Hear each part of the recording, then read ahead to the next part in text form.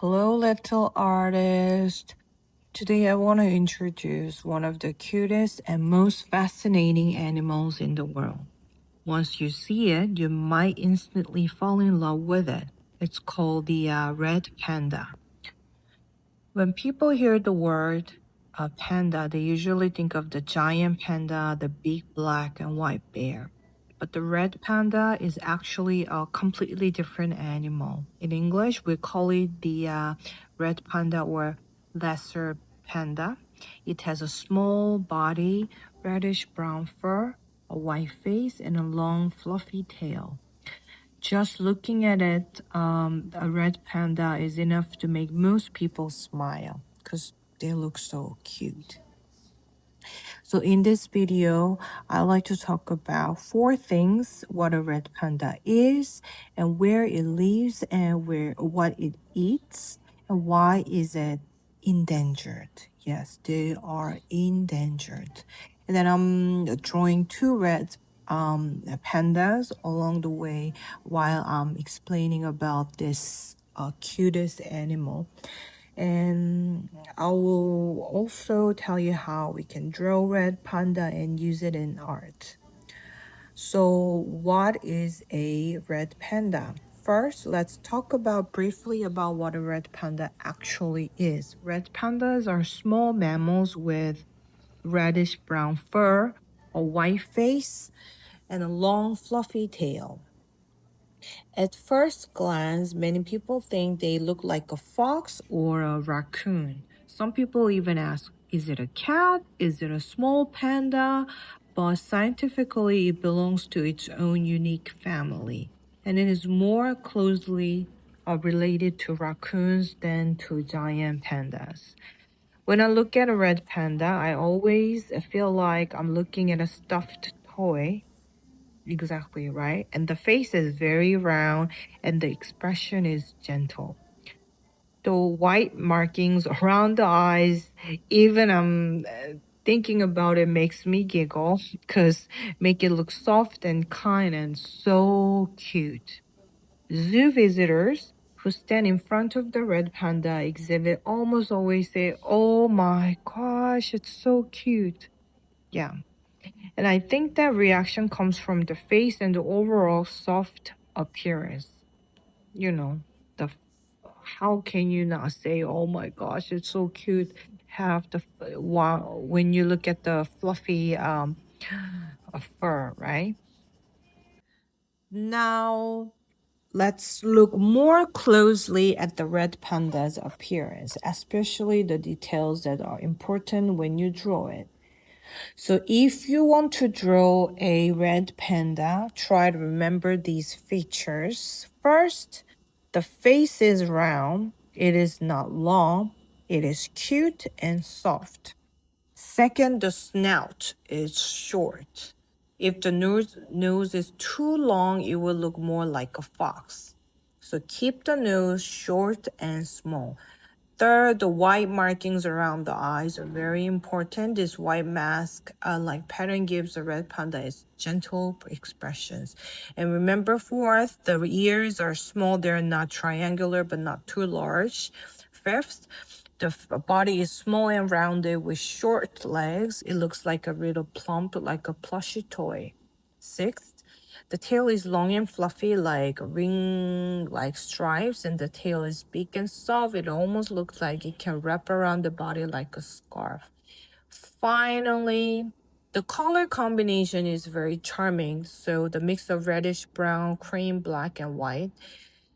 But as you draw in your drawing, now that you know the red panda colors are, but in your drawing, it is okay for you to pick whatever the color you want. That's part of the creating your own arts.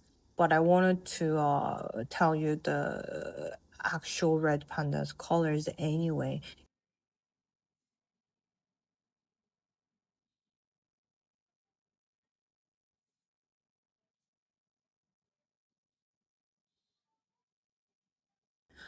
So where does this adorable animal live? Red pandas live mainly in the eastern Himalayas and in parts of southwestern China.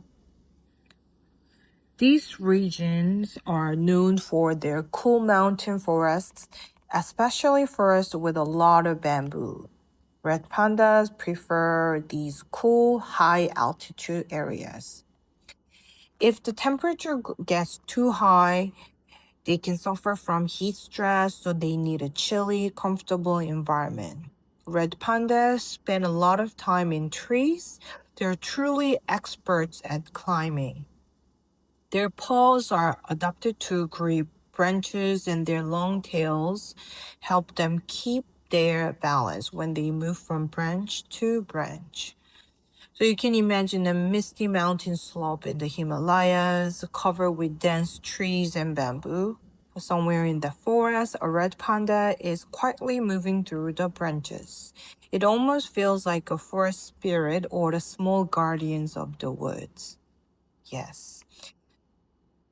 There is another interesting point about their daily rhythm. Red pandas are most active in the early morning and late afternoon. During the warmest part of the day, they usually rest and stay hidden. That is one reason why it is very hard to see them in the wild. Yes. And now let's talk about the diet and behavior. So what they eat and how they behave. Many people think they must eat bamboos like giant pandas. And yes, that is partly true. Red pandas mainly eat bamboo. However, they're not completely dependent on bamboo in the same way giant pandas are. Their diet usually includes bamboo shoots and leaves, fruits and berries, leaves and flowers, and sometimes insects, small birds, or bird eggs. The important thing to know is that bamboo is a low energy food. It doesn't give them a lot of calories. Because of this, red pandas usually move slowly and rest a lot. And they spend much of the day in the tree, quietly resting, grooming their fur, and making careful, efficient movements. And so, what is the red panda's personality like? Red pandas are generally shy, quiet, and gentle. They prefer to be alone most of the time. They do not make loud noises. They move carefully and avoid attention. And when I watch red pandas, I always think even small, quiet animals can have a big impact on people's hearts, right? So we often meet people who don't speak loudly, but who makes us feel calm and safe just by being there. Red pandas remind me of those kinds of people. They are not large or powerful in a loud way, but they leave a strong emotional impression. Yes, in this video you might say, what I love most about red panda is that they are small, quiet, and gentle, but they still leave a big impression. Unfortunately, red pandas are endangered.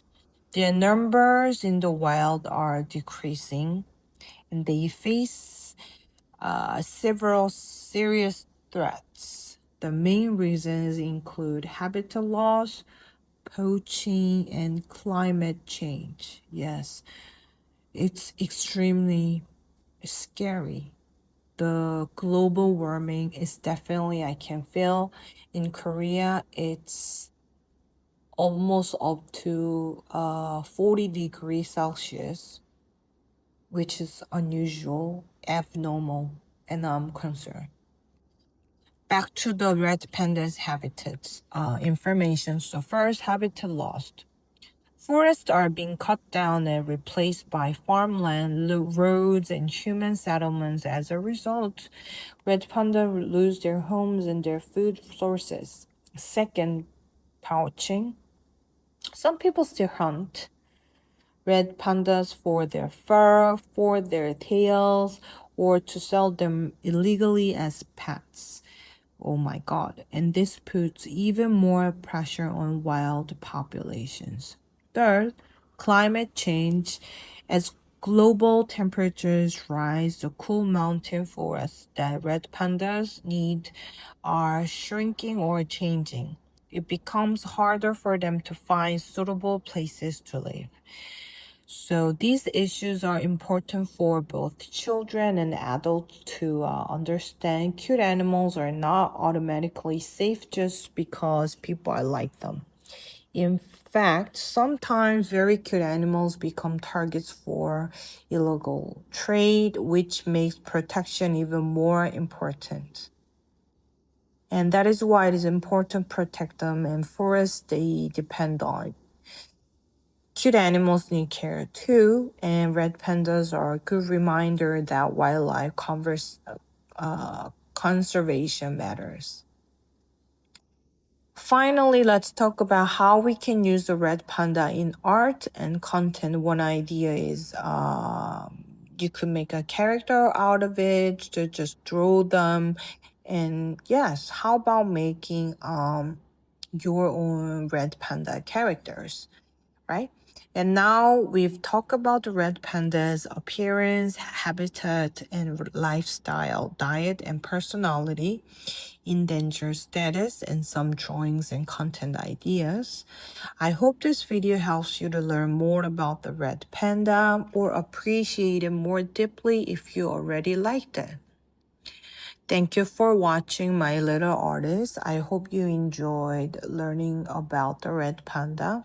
If you like this video, please like and subscribe and tell me in the comments which animal you want to see next. So thank you for watching again. I will see you in the next video.